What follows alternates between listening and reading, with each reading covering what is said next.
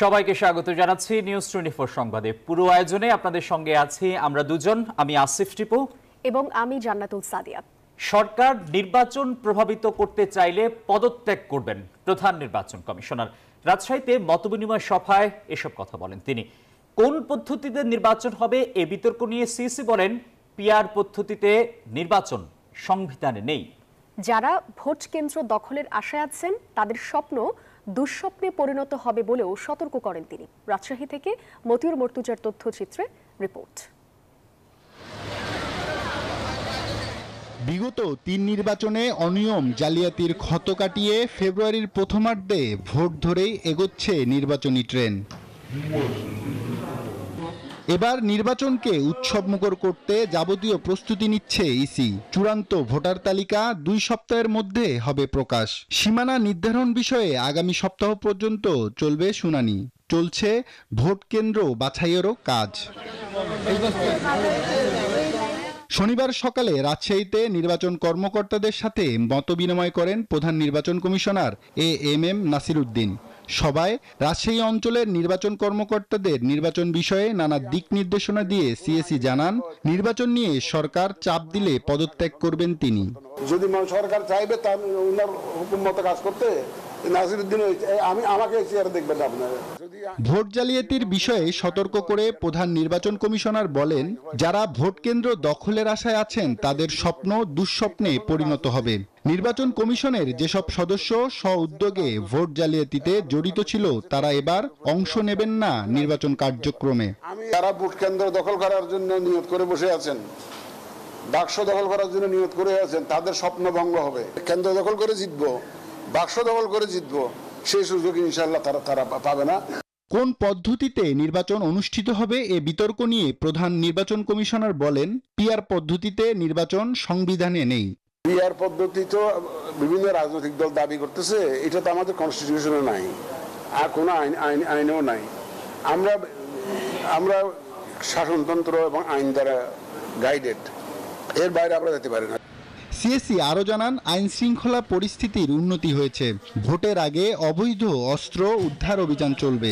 অস্ত্রবাজি করে ভোটে জয়ী হওয়া যাবে না। আব্দুল্লাহ মামুন, নিউজ 24। বাংলাদেশের মানুষ পিআর গ্রহণ করেনি, কিন্তু কিছু পাওয়ার আশায় পিআর নিয়ে মাতামাতি করছে কয়েকটি দল। এমন মন্তব্য করেছেন বিএনপির স্থায়ী কমিটির সদস্য সালাহ উদ্দিন আহমেদ। পিআর না করে দাবি নিয়ে বিএনপির সাথে রাজনৈতিক দলগুলোকে আলোচনার আহ্বান জানান তিনি।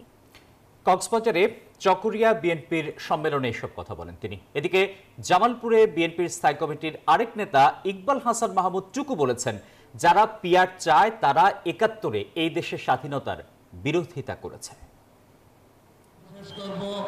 ৫ বছর পর কক্সবাজারের চকরিয়ায় বিএনপির সম্মেলন ঘিরে শনিবার সকাল থেকে নেতাকর্মীদের ঢল। ব্যানার, ফেস্টুন আর পোস্টারে ছেয়ে যায় গোটা এলাকা।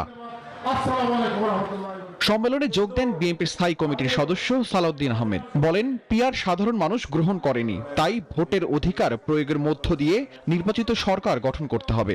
পিআর তো বাংলাদেশের মানুষ গ্রহণ করে নাই, কেউ পিআর বলে এখনো বলা হচ্ছে।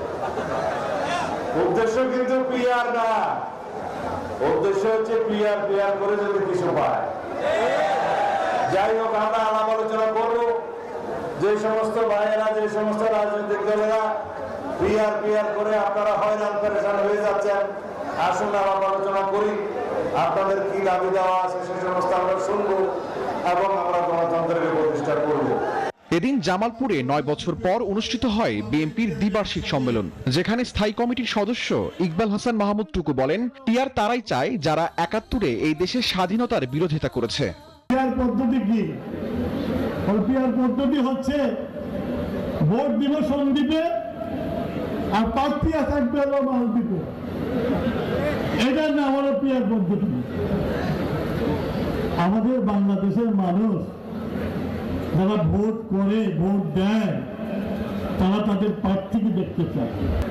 পিআর মানুষ খায়ও না, করেও না, বিশ্বাসও করে না।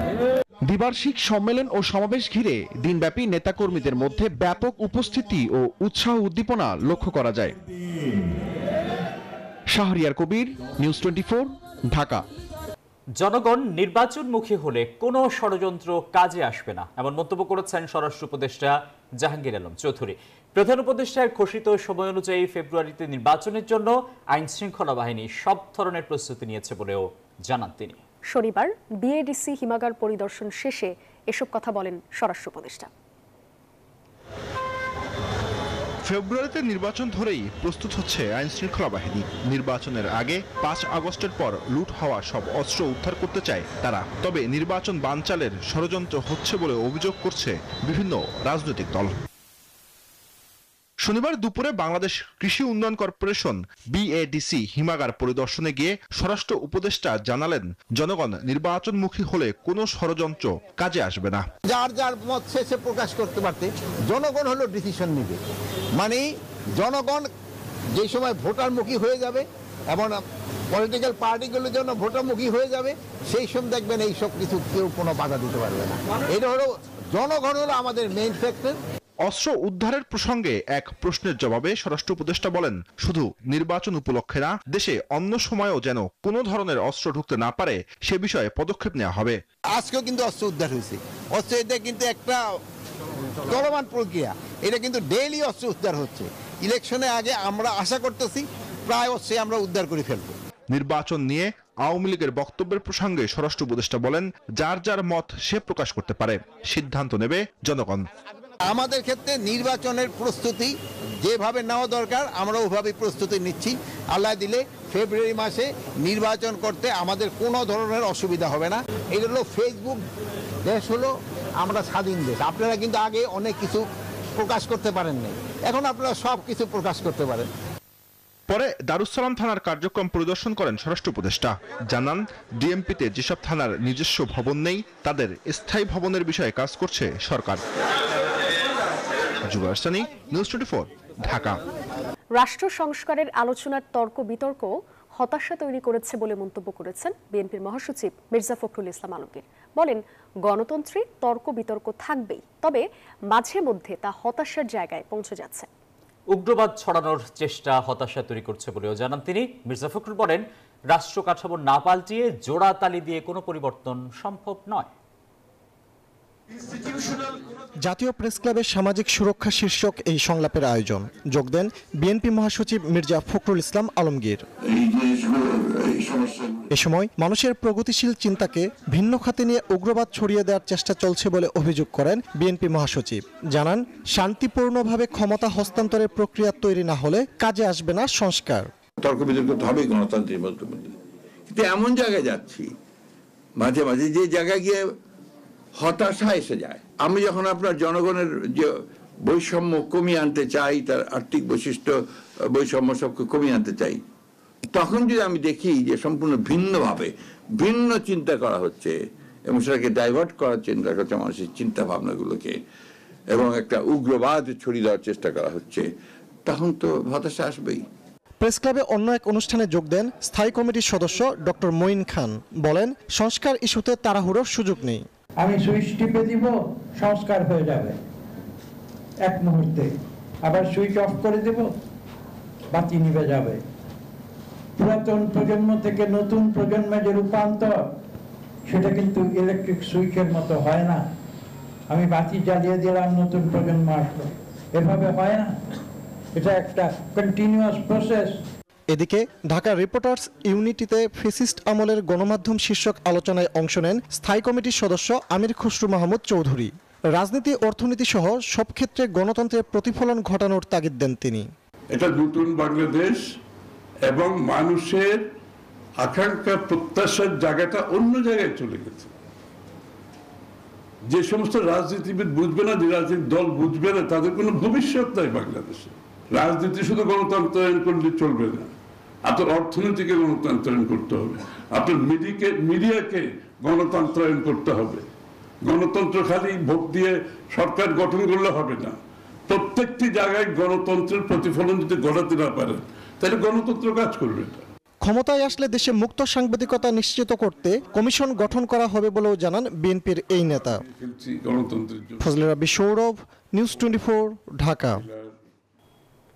জুলাই সনদের আইনি ভিত্তি ও গণপরিষদ নির্বাচনের মাধ্যমে নতুন সংবিধান না দেয়া হলে সেই সনদে সই করার কোনো প্রশ্নই ওঠে না মন্তব্য করেছেন এনসিপির মুখ্য আহ্বায়ক আক্তার হোসেন। সকালে রাজধানীর বাংলা মোটরে এনসিপির কার্যালয়ে সংবাদ সম্মেলনে এই কথা বলেন তিনি। আরও বলেন, যদি সরকার সামনে নতুন সংবিধান ও জুলাই সনদের বিষয় অপরিপূর্ণ রাখে এবং তা বাস্তবায়ন না করে নির্বাচনের দিকে অগ্রসর হয়, সেই নির্বাচনে অংশগ্রহণের ক্ষেত্রে এনসিপির সংশয়ের জায়গা রয়েছে। আক্তার হোসেন আরও বলেন, বাংলাদেশে যে নির্বাচন হবে তার মাধ্যমে এদেশের মানুষ একটা নতুন শাসনতান্ত্রিক কাঠামো পাবে। এই আকাঙ্ক্ষা যদি নির্বাচনের মাধ্যমে পূরণ না হয়, তাহলে সেই নির্বাচনে অংশগ্রহণ করার কোনো মানে থাকে না। প্রস্তাবনাগুলো সেগুলোকে যদি সত্যিকার অর্থেই বাস্তবায়ন করতে হয়, সেই অঙ্গীকার যদি রাজনৈতিক দল যদি তাদের কমিটমেন্ট সঠিকভাবেই তারা করতে পারেন, তাহলে গণপরিষদ নির্বাচনের মধ্য দিয়ে নতুন সংবিধান প্রণয়ন করাই একমাত্র সমাধান হিসেবে জাতির কাছে উপস্থাপিত হয়। দর্শক, ঢাকা সফররত পাকিস্তানের উপপ্রধানমন্ত্রী ইসহাক দারের সঙ্গে কিছুক্ষণের মধ্যে গুলশানে বৈঠকে বসতে যাচ্ছে বিএনপি নেতারা। প্রতিনিধি দলের নেতৃত্বে থাকছেন বিএনপি মহাসচিব মির্জা ফখরুল ইসলাম আলমগীর। এদিকে ইসহাক দারের সঙ্গে বৈঠক করেছেন জামায়াত ও এনসিপি নেতারা। বিকেলে গুলশানে পাকিস্তানের দূতাবাসে তাদের বৈঠক হয়। আলোচনা শেষে সাংবাদিকদের সঙ্গে কথা বলেন তারা। দু দলের নেতারাই জানান, দুদেশের স্বার্থ সংশ্লিষ্ট বিষয়ে আলোচনা হয়েছে।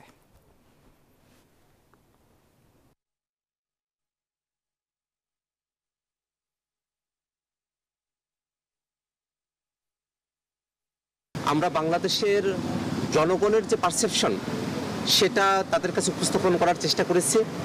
জাতীয় নাগরিক পার্টি এনসিপি মনে করে বাংলাদেশে বিগত সময়ে পাকিস্তান এবং বাংলাদেশের মধ্যকার যে শত্রু ভাবাপন্ন সম্পর্ক ছিল, সেখান থেকে উন্নতির সুযোগ রয়েছে। আমাদের সাথে দুই দেশের স্বার্থ সংশ্লিষ্ট বিষয়, একটা আঞ্চলিক বাণিজ্য এবং পারস্পরিক কীভাবে আরও সম্পর্ক বৃদ্ধি করা যায়, এসব বিষয়ে আলোচনা হয়েছে।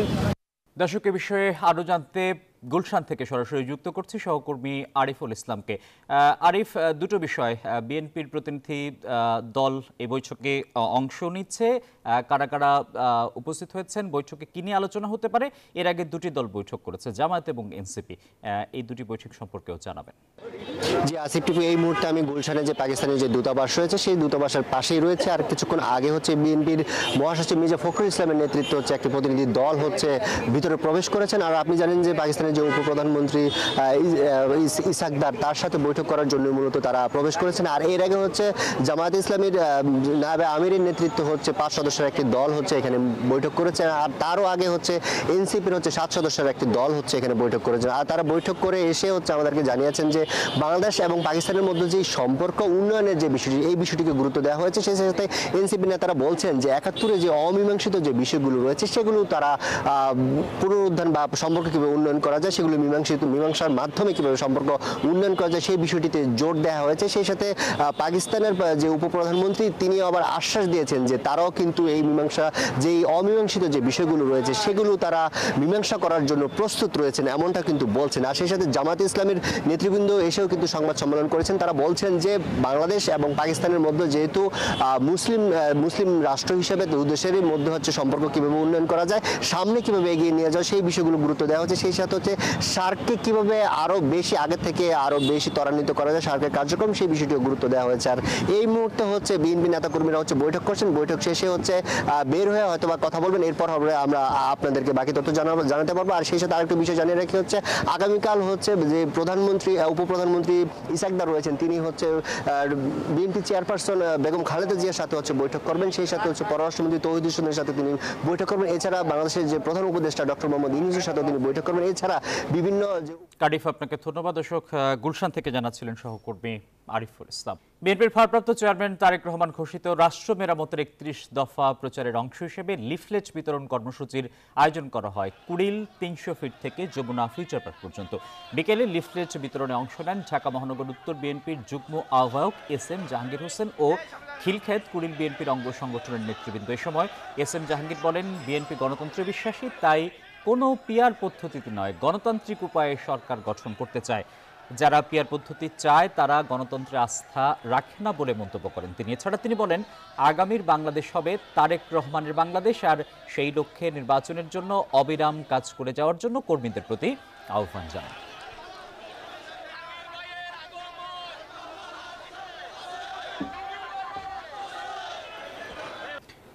মেট্রো রেল এলিভেটেড এক্সপ্রেসওয়ে চালু হওয়ার পরও ঢাকায় যানজটে দিনে ক্ষতি প্রায় 150 কোটি টাকা। তাই এই নগরীর প্রশাসনিক ও বাণিজ্যিক বিকেন্দ্রীকরণ জরুরি বলে মনে করে Dhaka chamber of commerce DCCI। তবে ঢাকাকে বাঁচাতে শুধু ব্যক্তির নয়, সামগ্রিক ব্যবস্থার পরিবর্তন দরকার বলে মনে করেন পরিবেশ উপদেষ্টা। জানান, শিল্প দূষণের বিরুদ্ধে দ্রুত শুরু হচ্ছে অভিযান।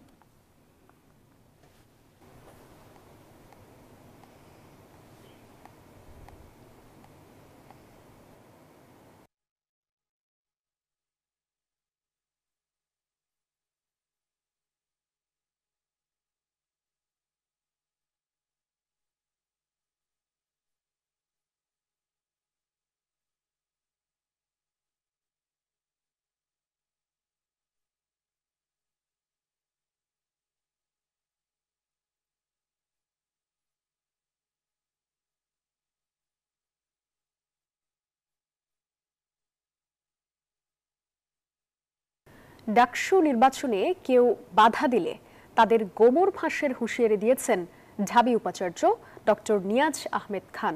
শনিবার সকালে এক আলোচনা সভায় এই হুঁশিয়ারি দেন তিনি। তিনি আরও বলেন, যে কোনো মূল্যে নির্বাচন সুষ্ঠু ও নিরপেক্ষ করা হবে। এদিকে নির্বাচনের মাঠে উত্তেজনার পারদ চড়ছেই, প্রচার প্রচারণা বন্ধের নির্দেশনা মানছেন না কেউ।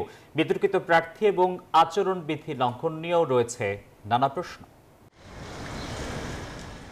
ডাকসু নির্বাচনের প্রচারের মাঠে নামার আইনি সুযোগ এখনও নেই। তবে ক্যাম্পাসে জনসমাগম, বিলবোর্ড, পোস্টার আর দ্বারে দ্বারে ভোট চাওয়ার ঘটনা এখন অহরহ। নির্বাচনী আচরণবিধি লঙ্ঘনের অভিযোগ উঠেছে অনেকের বিরুদ্ধে।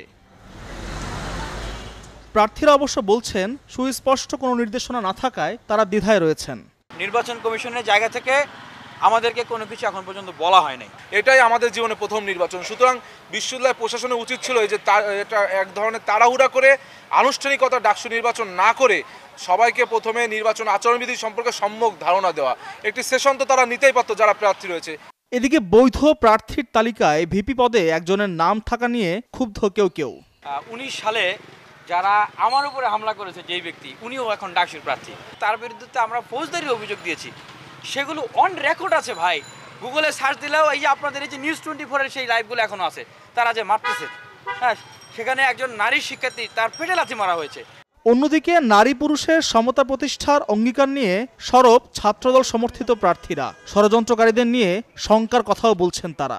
লেভেল প্লেইং ফিল্ডের কিন্তু একটি শঙ্কা আমরা বারংবার প্রকাশ করছি এবং আমরা পূর্বেও ঢাকা বিশ্ববিদ্যালয়ের মাননীয় ভিসি এবং নির্বাচন কমিশনার বরাবর বারংবার বলছি যে এই যে নীল দলে যারা চরমপন্থী শিক্ষক, যারা ফ্যাসিবাদের দোষর ছিল চরমপন্থীভাবে, তাদের বিচারে আওতায় আনা হোক। কিন্তু আমরা দেখছি সেটার কোনো কিন্তু দৃশ্যমান কোনো পদক্ষেপ আমরা এখনো দেখছি না। এটা কেমন আইন যে আমি আমার বান্ধবীর হলে আমি ঢুকতে পারবো না? আমার বৈধ কার্ড আছে, এভরিথিং আছে। তাছাড়াও মেয়েদের হলে আরেকটা প্রবলেম আছে, সেটা হচ্ছে যে একটা মেয়ে হচ্ছে যে অসুস্থ হওয়ার পরে, মানে অসুস্থ যদি ইনস্ট্যান্ট অসুস্থ হয়ে যায়, তার বাসা থেকে মা বাবা আসলে বাহিরে বসে থাকতে হয়। মাকেও হলের যে গেটের যে গেস্ট রুমের বাইরে এটাকে ঢুকতে দেওয়া হয় না। এই যে কালাকানুন এবং যে প্রতিবন্ধকতা, আমি বিশ্ববিদ্যালয়কে আহ্বান করছি, স্মারকলিপি, চিঠি কিংবা ডাকসু হওয়ার পর নাকি আগে সেটা বুঝতেছি না, এই মুহূর্ত থেকে, গতকালকে বলেছি, এই মুহূর্ত থেকে এখন থেকে এই ধরনের কালাকানুনকে উঠিয়ে দিন আপনার এক ঘোষণার মধ্য দিয়ে। এদিকে প্রতিপক্ষের যোগ্যতা নিয়ে প্রশ্ন তুলছেন কেউ কেউ। অনেক আমাদের বন্ধুপ্রতিম অথবা প্রতিপক্ষরা তারা আমাদেরকে আদর্শিকভাবে আমাদের কাজের মাধ্যমে, মেধার মাধ্যমে তারা আমাদেরকে মোকাবেলা করতে না পেরে তারা ক্রমাগত আমাদের বিরুদ্ধে প্রপাগান্ডা করছে, আমাদের বন্ধুদের বিরুদ্ধে সাইবার বুলিং করছে। আমরা সবাইকে আহ্বান করছি, আসেন এই ধরনের কাদা ছড়ি আমরা বন্ধ করি। সেক্ষেত্রে তাকেই চাইবেন যাকে সে বিগত দিনে পাশে পেয়েছে, 5 আগস্ট পরবর্তী পাশে পেয়েছেন, ভীষণ দেখিতে পারছে, আস্থার জায়গাটা তৈরি করতে পারছে, সংকটের যে জায়গাটা সেটা উত্তরণের জন্য তাদেরকে পথ দেখাতে পারছে, তাদেরকে শিক্ষার্থীরা হচ্ছে গিয়ে আপন হিসেবে দেখবে। 2 দিনে বৈধ তালিকা থেকে ছিটকে পড়া 34 জন বৈধ হতে আবেদন করেছেন। এখন যাচাইয়ের পালা। আবেদনপত্রগুলো নিয়ে আমাদের যে আপিল নিষ্পত্তি কমিটি আছে কালকে বসবে। কালকে বসার পর কমিটি যদি মনে করে তাদেরকে ডাকবে, আর যদি মনে না করে তারা তাদের যে তথ্য দেওয়া আছে সেটার উপর বেস করে সিদ্ধান্ত নেবে। আচরণবিধি সবার হাতে আছে। হ্যাঁ, আমরা জানি সবাই এটা পড়ছে, হ্যাঁ সবাই মেনে চলতেছে। মানে ব্যত্যয় যখন ঘটে তারা সাথে সাথে ফোন করে, হ্যাঁ ছবিও পাঠায়, স্যার ব্যত্যয় ঘটছে। তো কালকের ইস্যুতে কেউ এখনো আমাদেরকে ডাইরেক্ট কোনো ধরনের অভিযোগ দেয় নাই। এদিকে ডাকসু নির্বাচন সুষ্ঠু ও নিরপেক্ষ করতে প্রত্যয়ী ঢাবি উপাচার্য বলেন, কেউ বাধা দিলে তাদের গোমর ফাঁস করা হবে। সমস্ত অংশীজনদের সাথে সিস্টেম্যাটিক আলোচনা করে 70টির বেশি মিটিং আলোচনার পরে আমরা এতটুক এগিয়েছি। সবাই যতক্ষণ আমার সাথে থাকবেন ততক্ষণ এই প্রক্রিয়া চলবে। যখন আপনি হাত ছেড়ে দিবেন আমি সবাইকে ডেকে এনে বলে ঠিক কোন পর্যায়ে আছি সেটা আপনাকে জানিয়ে দেব। নির্বাচন ঘিরে প্রতিদিনই ঘটছে নতুন মেরুকরণ। চূড়ান্ত প্রার্থী তালিকা প্রকাশের পর নির্বাচনী প্রচারণা কোন দিকে মোড় নেয় সেদিকেই এখন সবার নজর। আনুষ্ঠানিক প্রচারণা শুরু হওয়ার আগেই নির্বাচনী হাওয়ায় ভাসছে ঢাকা বিশ্ববিদ্যালয় ক্যাম্পাস। একদিকে চলছে মনোনয়ন ফিরে পাওয়ার দৌড়, অন্যদিকে প্রার্থীরা ব্যস্ত নিজেদের ইশতেহার জানাতে। সব মিলিয়ে আচরণবিধি লঙ্ঘন হলেও এ বিষয়ে নীরব নির্বাচন কমিশন। আল মোহামিনুল খান, নিউজ 24, ঢাকা। মুন্সিগঞ্জে ময়নাতদন্ত শেষে সবুজবাগ বড়দেশ্বরী কালী মন্দিরে শেষকৃত্য সম্পন্ন হয়েছে ৭১ বছর বয়সী আজকের পত্রিকার জ্যেষ্ঠ সহকারী সম্পাদক বিভু রঞ্জন সরকারের। গত বৃহস্পতিবার রাজধানীর সিদ্ধেশ্বরীর বাসা থেকে বের হওয়ার পর মুন্সিগঞ্জে মেলে তার মরদেহ। আজ নেই দীর্ঘ 5 দশকের সাংবাদিকতা জীবনের ব্যস্ততা, নেই সত্য লিখে বেঁচে থাকার শঙ্কা, নেই আর্থিক টানাপোড়েন, হিসাব নিকাশ, জাগতিক কোনো চিন্তা ভাবনা বা পত্রিকার কোনো কাজও নেই। আজ অফুরন্ত ছুটির দিন, তাই শেষবারের মতো নিজ বাসা অপসরায় নিথর দেহে জ্যেষ্ঠ সাংবাদিক বিভুরঞ্জন সরকার। শনিবার বিকালে রাজধানীর সিদ্ধেশ্বরীর বাসায় গুণী এই সাংবাদিককে শেষ বিদায় জানাতে আসেন স্বজন, সহকর্মী ও বন্ধুরা। ছুটে আসেন ভক্তরাও। যখন ঢাকা বিশ্ববিদ্যালয়ের ছাত্র ছিলাম তখন ওনার লেখা পড়তাম। যায় দিনে উনি ছদ্মনামে তারিক ইব্রাহিম নামে লিখতেন। তারা বলেন, দীর্ঘ 50 বছর দেশের জন্য লিখেছেন যে বন্ধু, তার পরিবারের পাশে যেন দাঁড়ান সাংবাদিকরা। সত্য এবং ন্যায়ের পক্ষে থেকে দেশের পক্ষে কাজ করার মতো মানুষ আমি কম দেখেছি। তার পত্রিকা অফিস বা তার যে আপনাদের সাংবাদিক সমিতি আছে, এইসব জায়গা থেকে যে সমস্ত ফ্যামিলি কেউ মারা গেলে যে বেনিফিটটা পায় তার পরিবার জন্য পায়, এটা আপনারা ইনশিওর করবেন, চেষ্টা করবেন। তার ভাই চিররঞ্জন সরকার জানান, রাজধানীর সবুজবাগের বরদেশ্বরী কালী মন্দির ও শ্মশানে শেষকৃত্য হচ্ছে। বরদেশ্বরী কালী মন্দির সবুজবাগ যাব, সেইখানে বিভুরঞ্জন সরকারের শেষকৃত্যানুষ্ঠান অনুষ্ঠিত হবে।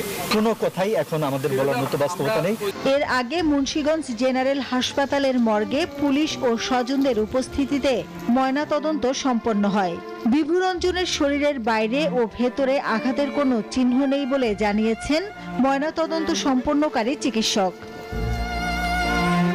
জীবনের শেষ চিঠিতে বিভুরঞ্জন সরকার লিখে গেছেন, সত্য লিখে বাঁচা সহজ নয়, তাই হয়তো এমন মৃত্যুকে আলিঙ্গন করেছেন আর জীবনের শেষ লিখায় রেখে গেছেন অনেক অভিযোগ ও প্রশ্ন। মাসুদা লাবনী, নিউজ 24, ঢাকা। যুক্তরাষ্ট্রের সঙ্গে শুল্ক সমঝোতা সরকারের বড় অর্জন বলেছেন প্রধান উপদেষ্টা প্রেস সচিব শফিকুল আলম। শনিবার সকালে রাজধানীর ডেইলি স্টার ভবনে এক গোল টেবিল বৈঠকে এই কথা বলেন তিনি। গভর্নমেন্টের একটা বড় একটা চ্যালেঞ্জ ছিল যে গ্লোবাল সাপোর্টটা নেওয়া, এটা একটা ইন্টারিম গভর্নমেন্ট, এবং আমরা যে ডেমোক্রেটিক ট্রানজিশনে যাচ্ছি, এই ডেমোক্রেটিক ট্রানজিশনের জন্য যতটুক ইন্টারন্যাশনাল সাপোর্ট নেওয়া যায়, যতটুক এটাকে সর্বোচ্চ চেষ্টা করা, যত লো ট্যারিফে আমরা ওদের মার্কেটে ঢুকতে পারি, সেটা আমাদের একটা বড় ধরনের আমাদের ইকোনমির জন্য একটা বড় অ্যাডভান্টেজ তৈরি করে। এশিয়া কাপের দল নিয়ে সংবাদ সম্মেলনে সোহান সাইফকে দলে নেওয়া ও সৌম্য মিরাজকে বাদ দেওয়ার ব্যাখ্যা দিলেন বিসিবির প্রধান নির্বাচক। বাদ পড়া খেলোয়াড়দের আত্ম উপলব্ধির বার্তা দিলেন তিনি। গাজী আশরাফ হোসেন লিপু বলছেন, এশিয়া কাপের শিরোপা জেতার সক্ষমতা আছে বাংলাদেশের।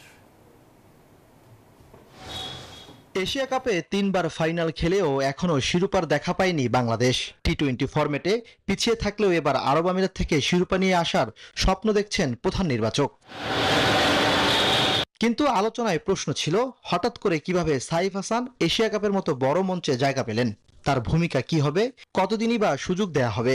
সোহানকে নিয়েও উঠেছে আলোচনা, দিলেন সবকিছুর ব্যাখ্যা। নাম্বার 4, 3 অথবা যদি ওপরে নতুন বলে 1-2 জায়গায় আমার কোনো প্লেয়ার লাগে, তো সেই আলোকে সাইফ হাসানকে আমরা দিকে চোখ ছিল এবং এবার তাকে অন্তর্ভুক্ত করা হয়েছে। আমরা মনে করি যে আমাদের একটা খুব ভালো চয়েস সেখানে, যেমন জাকির আলীর একটা আঘাত পেয়েছিল শ্রীলঙ্কা সিরিজে, সো দ্যাট সেই ব্যাকআপের ক্ষেত্রে আমরা এই মুহূর্তেই তাকে সেরা মনে করছি। সৌম্য সরকার আর মেহেদী মিরাজকে বাদ দেওয়ার ক্ষেত্রে এই নির্বাচকের বার্তা ছিল পরিষ্কার। স্কিল আর ধারাবাহিকতায় উন্নতি না করলে টি-20 দলে তাদের জায়গা দেখেন না তিনি। মিরাজের ক্ষেত্রে আমরা বলবো যে আমাদের টিম কম্বিনেশনে আসলে Sheikh Mahadi is there in 11, so that আমাদের যদি এটা 17 মেম্বার হতো, Mehedi Miraj could be there. তিনি আমাদের গ্রেটার ক্যানভাসে আছেন, তার অভিজ্ঞতাটাকে আমরা ফেলে দিতে পারি না। তার সক্ষমতা যেটা আছে তাকে আরেকটু পুনরুদ্ধার করতে হবে, and he knows how he should come back. টিমের কোচ এবং সবাই আছেন তাকে সহযোগিতা করার জন্য। অধরা ট্রফি কি মিলবে বাংলাদেশের, সেই প্রশ্ন হাজারো ক্রিকেট প্রেমীদের। ইমরান হোসেন, নিউজ 24, ঢাকা। এই ছিল নিউজ 24 সংবাদে। এতক্ষণ আমাদের সঙ্গে থাকায় সবাইকে ধন্যবাদ।